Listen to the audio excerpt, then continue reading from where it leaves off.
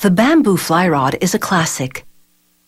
The split bamboo rod has been around since the early 19th century, and for many years it was the only kind of rod available. These days, synthetic rods abound, but bamboo still holds a traditional appeal. People buy the idea, hook, line, and sinker. Fishing for compliments? A bamboo rod is considered a work of art in fly fishing circles. To make one, a craftsman toasts a bamboo pole on an open flame. He holds it close to the fire, but not too close.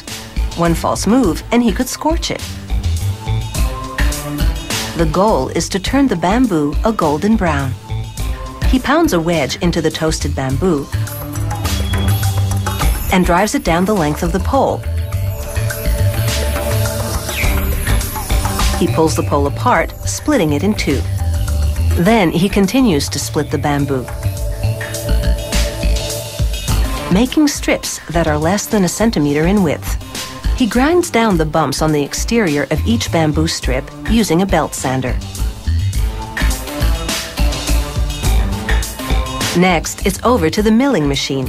It tapers the underside of the bamboo strip, beveling it to a 60-degree angle from end to end. The tapering is a critical step that will affect the rod's casting performance. Each strip has to be perfect. The rod maker inspects them for flaws and then fits 6 together in a hexagonal configuration. He wraps them with cotton twine to hold them together very loosely at one end.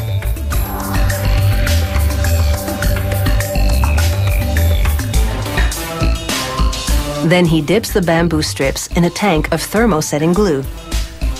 He feeds them to a twining machine, which binds the strips tightly together. It's a temporary wrap, a kind of clamp, to hold the pieces together while the glue dries. The pieces are now laminated into one, but the result is never perfectly straight, so the rod maker heats it over an open flame.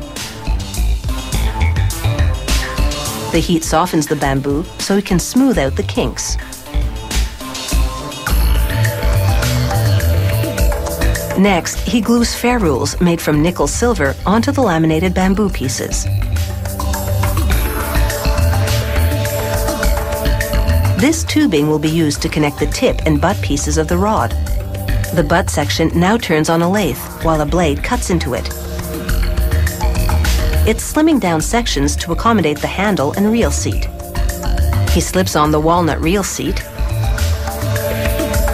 and then slides cork rings onto the rod to make the handle. He glues each ring. It takes 12 to 14 to make a handle for the typical bamboo rod. It will allow for a soft, non-slip grip. Once the glue hardens, he shapes the cork on a lathe.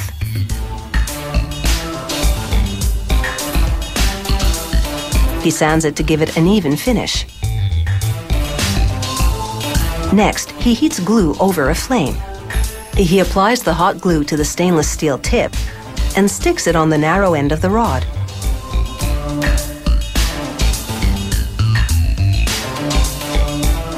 With black India ink, he inscribes the model and serial number onto the rod. Now they coat it with varnish using a turkey baster.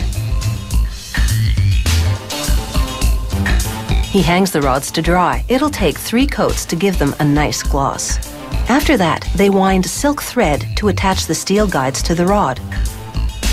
They're the loops that the fishing line will go through.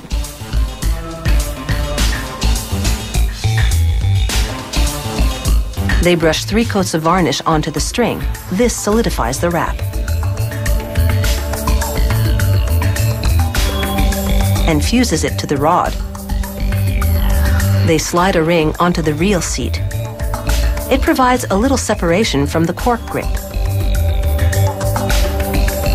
They fit the butt and tip pieces of the bamboo rod together and do a final inspection.